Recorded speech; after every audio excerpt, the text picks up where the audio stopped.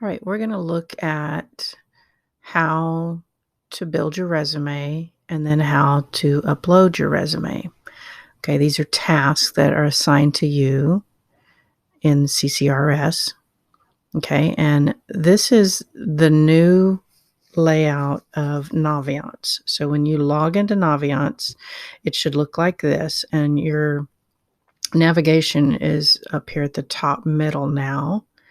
Okay, and so your planner is where you can go and see your tasks that are assigned to you. Okay, and when we go there, I can see tasks that you need to work on and tasks that you've completed. So I've already built a resume in here, but I want to do another one to show you how to do it.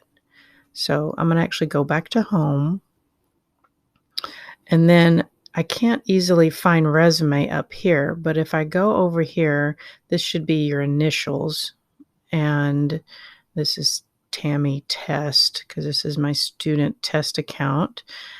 Click on About Me, and then you have all these options. And so resume is the very top one. When you click on that, it takes you directly to the resume page. Okay. And you can see I've already built like a pretend resume here with some different pieces to it. But this is button right here, this pink plus button, is where I can go and choose what section I want to work on.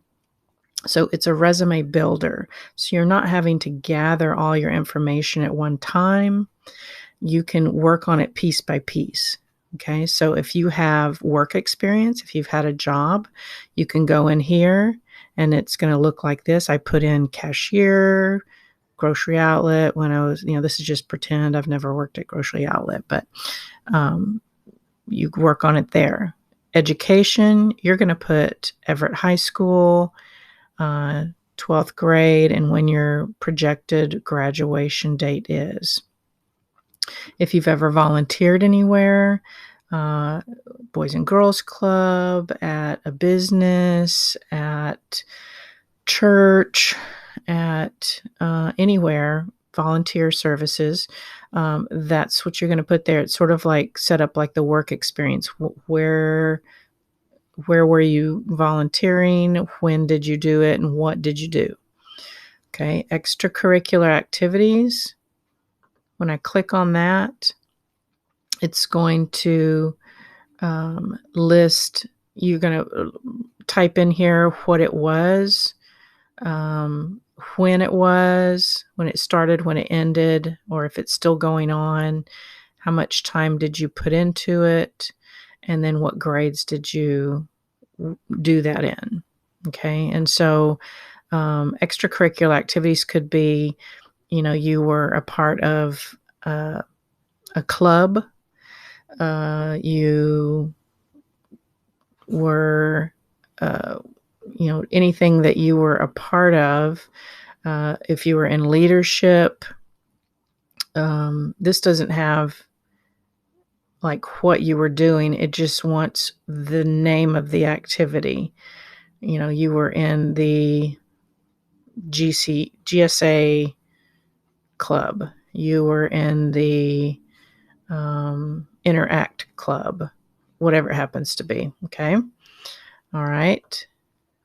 Go back here to the plus sign. Have you been in band or choir, had any kind of award given to you? Athletic achievement, were you on a sports team? Did you go to state, or did you get chosen as, player of the MVP or whatever? I don't know what all of that is, but so you have some athletic options, music options, skills. If we look at skills, that jumped over here. What was that skill? Maybe you were able to get in computer applications a Microsoft Office Specialist certification for PowerPoint 2019. Okay, and so you could list that here. All right, so you put all of that together, and it begins to populate each one of these categories. You can always go back and edit or remove things, but you want to put as much information in there as you can related to these categories. Okay. Look at all these. All of them might not fit you, and that's okay. All right.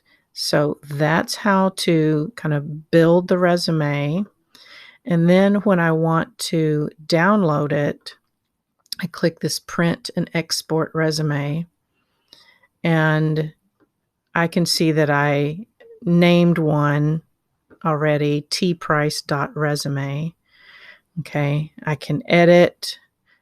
If I edit it, it comes in here, and this is what it shows you originally when you save it, is you have to name it. And usually I'm going to always name a resume like my first initial, last name, dot resume, because if I'm going to upload it onto a website where I'm applying for a job, I want my name on that resume. I don't want it just to say 2020 resume, and then it kind of gets lost in the shuffle. I want my name on it. And then I can choose which format I want it to look in. It's going to build the format. And so if I choose this first one, I can preview it and see what it looks like. It's going to set it up like this. Okay. If I choose the next one, I'm going to preview. Looks a little bit different. All right. And then this third one is still a different style. And it's going to set it up like this. So you choose which style that you like the best. I like the first one, and then continue. And then I can go and pick and choose what I want on that resume, because I might not want everything on every resume that I turn in. I want my resume to really showcase what that job is looking for. Okay. And so you can put in as much information as you want, but then you can come through here and check what do you want added on this resume. I'm going to put the work experience, of course, the awards, my volunteer service, my skills. I'm not worried about my athletic achievement. And then I'm going to update resume. Okay, resume has been edited. Now I want to download it as a PDF, which is always a good option because anybody can open it and look at it no matter what kind of computer they have. So I'm going to download it. All right, and so it downloaded it down here. I can pop it open, look at it. This is how it set it up. Okay, so I can decide, is that what I want on there? If not, I can go back and change, what I want it to look at by doing the edit. Okay, then I want to go to my planner, tasks, and look at these tasks assigned to me. And there is a task, let's find it. Upload final resume to task. So if I click on that, it says to complete this task, you need to upload a resume. So I can either drop a file or browse to find it. And so it's already opened actually. So let me close it. And can I just drop it right there? Done. Okay. And then my task is done. That says this task is marked as complete. So this bar turns green, and that's it. Okay. That's what you need to do for building a resume and then uploading a resume. Okay. If you have any questions, talk to Mrs. Price. We've got this.